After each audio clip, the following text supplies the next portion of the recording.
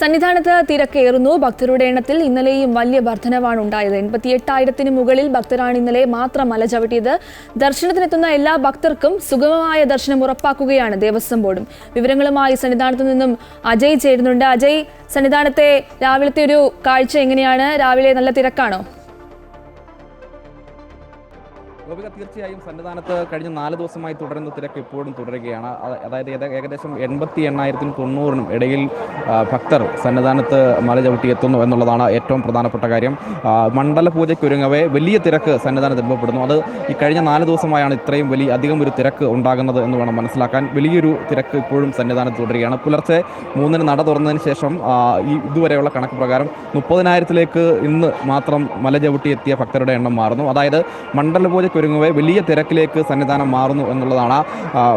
മുൻപ് 88,000-ഉം 70-ഉം 80-ഉമായിരുന്നു ഒരു ആവറേജ് ഈ ഭക്തരുടെ എണ്ണമെങ്കിൽ അത് 90-ലേക്ക് എത്തിയിരിക്കുന്നു എന്നുള്ളതാണ് ഏറ്റവും പ്രധാനപ്പെട്ട കാര്യം.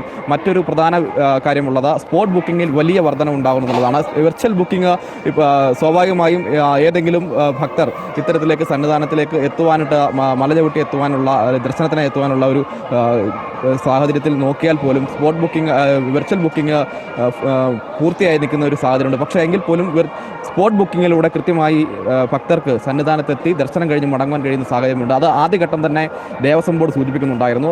10,000-ആയിരുന്നു ആദ്യഘട്ടത്തിൽ അത്തരത്തിൽ സ്പോട്ട് ബുക്കിങ്ങിൽ ഈ ഭക്തർക്കുള്ള സ്ലോട്ടുകൾ അനുവദിച്ചിരുന്നത്. അതിപ്പോൾ 19,000-ലേക്ക് എത്തിയിരിക്കുന്നു എന്നുള്ളതാണ് ഏറ്റവും പ്രധാനപ്പെട്ട കാര്യം. അതായത് സന്നിധാനത്തെത്തുന്ന ഒരു ഭക്തൻ പോലും ദർശനം സാധ്യമാകാതെ മടങ്ങുന്ന സാഹചര്യം ഉണ്ടാകരുത് എന്ന ദേവസ്വം ബോർഡിൻ്റെ ഒരു കൃത്യമായ തീരുമാനത്തിൻ്റെ അടിസ്ഥാനത്തിലാണ് ഇത്തരത്തിലേക്ക് വലിയൊരു തിരക്കുണ്ടാകുന്നത്. ഭക്തജനങ്ങളുടെ വലിയ ഒരു തിരക്ക് ഇന്നും അനുഭവപ്പെടുന്നു എന്നുള്ളതാണ്.